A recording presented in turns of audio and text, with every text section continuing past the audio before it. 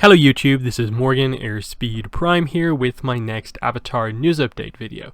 In this one I want to talk about some recent action figure news that's come out for some Avatar figures, and then towards the end I'll briefly touch on some news that people have asked me to comment on, which is rumors, clear rumors, about the live action Netflix Avatar series.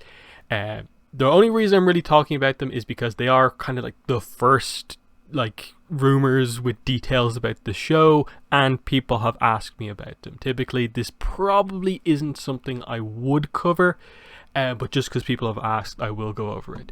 But we're going through the action figure stuff first. So a few days ago we had the great prototype of the BST AXN Aang from Loyal Subjects. They have since posted a color picture of the same figure. I think it looks really nice. Again, of course, I'd like to see more pictures with the other accessories, with the other faces that the figure has. As you can see here, 3 faces, multiple hands, there's a Momo here, and then the staff, as we can see. The great prototype probably also gives us just a better look in general at the joints and how everything's going to work, but the general presentation of the figure comes across really nicely here. Obviously the double jointed elbows really stand out, even on the painted version here. The kind of orange shawl bit here on the top of his outfit, it actually does look, you can sort of visually see it looks like it's that more sort of flexible type of plastic, but again we'll have to see that in person in movement, but it does look like it's a little bit more flexible. This is always going to be a tough piece to do, regardless of what way you do the action figure. Just because of the size it's at, the scale it's at, it's never quite going to work as if this was a life-size figure, just with the way the materials are and the scale. Even other versions of the figure haven't got this right. Like Diamond Select more or less chose to mold this locked into one position, basically so you can do this glider pose. It looks really weird in any other pose, as you've probably seen in my review. The old action figure line, of course, took a different approach where they molded the upper parts of his arms to be the same color as the shawl, and just did this more smaller bit with flexible plastic, which was I suppose a fine attempt, but not the most nuanced attempt, I would say. The one benefit though actually would be that both the Loyal Subjects, the 2 modern figures, take the approach with Aang's sort of lower outfit of just simplifying it into just yellow, when actually the original toy line kind of took a little bit of a better stab at it, at least attempting to be as accurate as possible. But again, this had the kind of weird flexible plastic here, which again it was reasonably flexible, but it was it kind of discolors over time. It's kind of weird. I have this Water Tribe Aang myself, and that's the way it is. But so you can have praise the old figure for getting the lower half kind of correct and having reasonable articulation, but I think the upper half they didn't quite get right. Like the head sculpt definitely really shows its age, whereas I think that's a really clean head sculpt. Yes, not everyone's gonna like how I suppose big and wide the grin is. It's maybe a little bit over exaggerated, but it is going to come, like I said, with 2 other heads. So one of them, as you can see on it, has a closed mouth, so that should be fine. And just overall, I think it looks really clean, and I'm excited to get my hands on this figure. And again, we know they are going to be doing some other characters. We don't know the full extent of this line, but this is a good first look, definitely. So then we move on to another action figures, which is here we go. Here is our look at Mego Avatar The Last Airbender 80-inch action figure, and it of course is Aang. It was really weird that the listing for this figure was just Avatar The Last Airbender. It still is just Avatar The Last Airbender, but it is actually Aang. So that's the kind of important thing here. So yeah, you can see here, Avatar The Last Airbender, do they not have his name anywhere? That's kind of weird. Does it even say it on the back? That's weird. Honestly, that is actually really weird. So to me that looks like potentially this is going to be the only Avatar action figure that they do. Maybe it's just the way they do things, they don't really put character names on things, but it's kind of weird. Not to mention it just is a weird looking figure. I think this looks pretty bad. And I get it. Look, this is a very specific type of action figure. Some people like this style because it fits figures that came out that they had. It's a toy line, a brand that they liked. I really do not connect at all with this style. I think it looks like, reasonable attempt at the Aang head sculpt that actually looks fairly accurate. But the outfit looks like it's Aang wearing, pajamas or something like that. It looks like he's wearing a Halloween costume of his own outfit. This is where, the scale thing of like this only being an 8-inch figure trying to go all fabric really doesn't work. Like, look at these things. Like, the seams really stand out. A lot of the detail of his outfit is lost compared to, say, the cleanliness of this figure, which obviously is all plastic. It's interesting that the fabric one is the one where like there seems to be a lot of problems, and then don't get me started on whatever this item is he's holding in his hands. That looks nothing like his glider. It looks like they did a witch with a broomstick in a previous wave and just gave that same stick to Aang, because that's not his staff. That in no way is his staff. Look at the size of it as well. It's just completely out of scale. Not a fan at all. I was initially thinking, like, surely they can't get this too wrong. It'll probably be the only Mego Avatar figure they do. I'll grab this. Absolutely not. I'm definitely not buying it now. I think it just looks awful. So that's really all there is to say on this.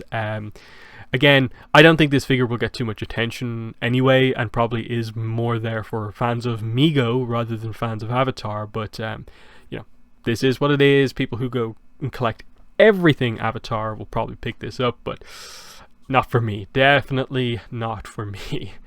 Then we get into the rumors. So I'm not even going to go to the website where this comes from, because they are kind of questionable. I'd never heard of them before, so the fact that they are the first place to get news at all about the live action show doesn't really fit with me. So immediately what I'm going to say about these is I am very doubtful that these are correct.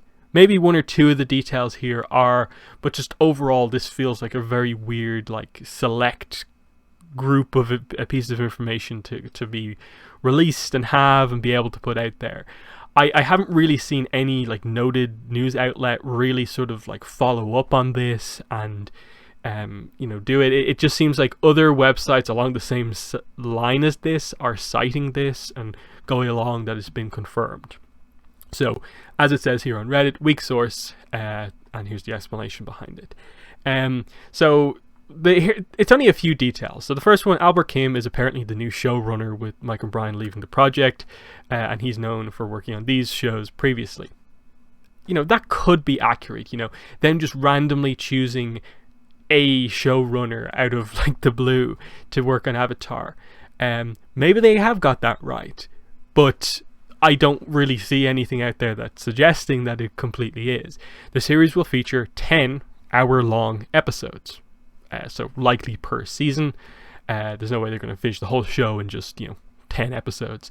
So that's a lot of time. Like, even just to do like one season, like 10 hour-long episodes, they could easily like cover a bunch of episodes in one, depending on how they choose to adapt it or do things. So that's fine. That's probably to be expected. There's no way they were going to do live action 22 minutes, so an hour-long episode is fine. And here's the big thing, the first details about what we might actually see here. Katara will be 16, Sokka will be 14, Aang will remain 12. That's basically the only details there. So they are going to apparently make the switch of Katara is now the older sibling, Sokka is now the younger sibling. Katara is aged up by 2, Sokka's aged down by 1. Aang remains the same. So immediately this is a clear, like, okay, what is behind this? This is not just that all of the characters are being aged up to kind of tonally bring the show more in line with what you'd expect a live action version to be. They're not doing that because they're placing the main character as having the exact same age as the animation. But Katara, they are choosing to purposefully make 2 years older than she is and be the older sibling. And then Sokka, the leader of the group, the leadership arc, for him, very important one, they're choosing to age down by a year. I don't understand this at all. So the only thing I can think of here, and everyone said it already, is that this feels like it is informed by shipping. This feels like a decision purposefully made so that Katara and Aang, their relationship, isn't something they can realistically do, because 12 and 16 it's probably too big of an age gap at that point, and would make that a little bit awkward to attempt to do.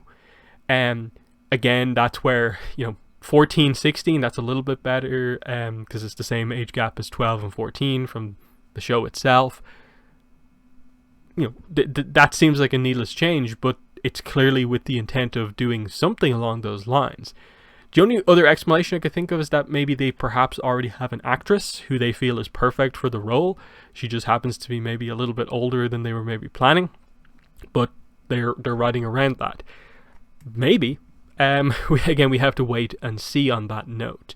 Again, it's kind of notable. Zuko's not here, but my guess would be that Zuko's probably going to remain his same age. Or if not, I wouldn't be surprised if maybe they age Zuko up, maybe even a little bit. But again, this is getting into kind of weird territory where, like, why are we switching ages around, if indeed this is true? This would fit as a decision made by the high-ups on this project that Mike and Brian would disagree with, and might be responsible for why they left the show. Stuff like this, that they just felt that got to a point like, why do we have to argue for the characters' ages to remain the same? Details like that kind of fit what we know has actually, truthfully happened on the project. Mike and Brian leaving because they didn't feel basically like they were allowed to be the showrunners on their own show.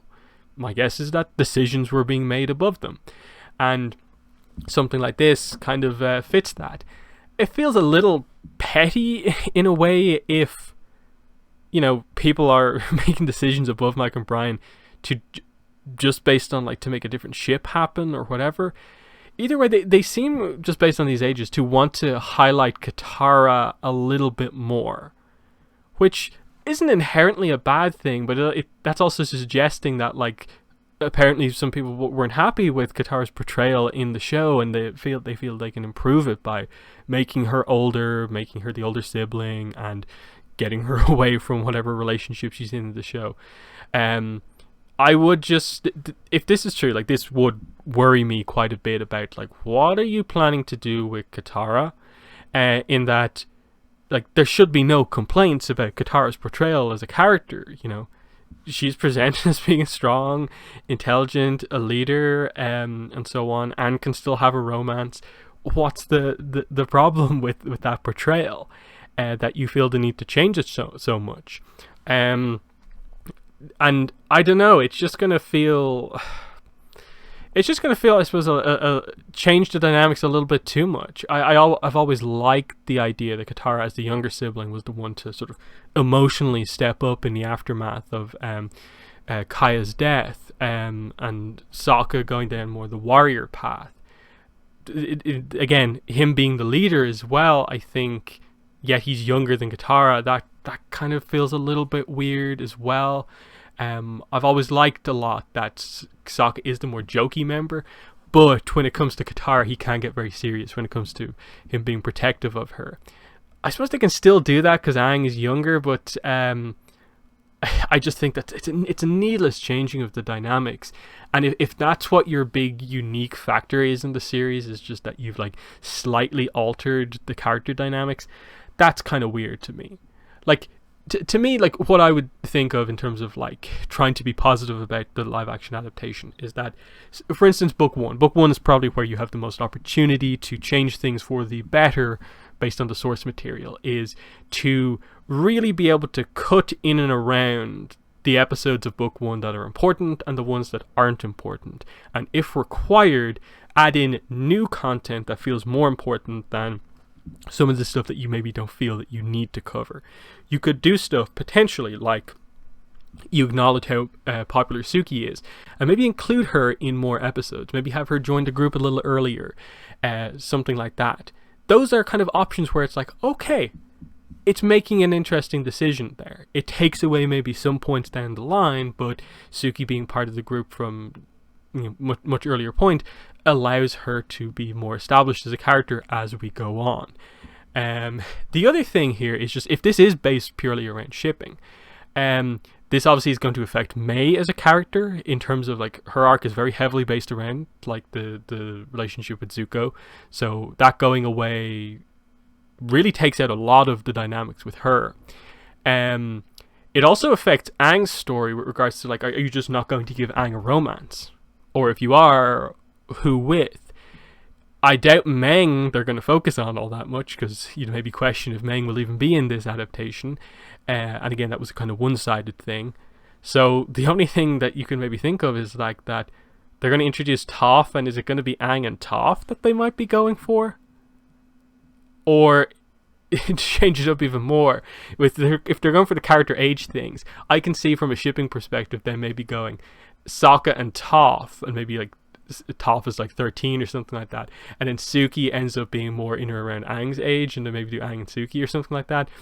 I can see, like, if they're really going to chop and change like that, them making some kind of weird and odd decisions like that to just, ship this character with that character and just go all over the place. Like, is it the absolute worst decisions they could have possibly made with the show? No, there are worse decisions they can make. But it's needless. It's really needless. Why are you changing these fundamental things with the show when you should be putting your time and effort, I think, into doing the adaptation in different ways? Like I said, I think the most telling thing here is probably that age up Katara by 2 full years, but don't change Aang's age? Why? Why not just do a age everyone up, or not age anyone at all? And then changing Sokka's dynamic is just really, really questionable. But again, I don't really believe that this is actual information. I think it probably is just rumors for now. Maybe it will be true, but again, I think it's right at this point to be very skeptical of this, because we've known about this show for about like 2-3 years now at this point, and the only major pieces of information were the announcement in the first place, and then Mike and Brian leaving the show.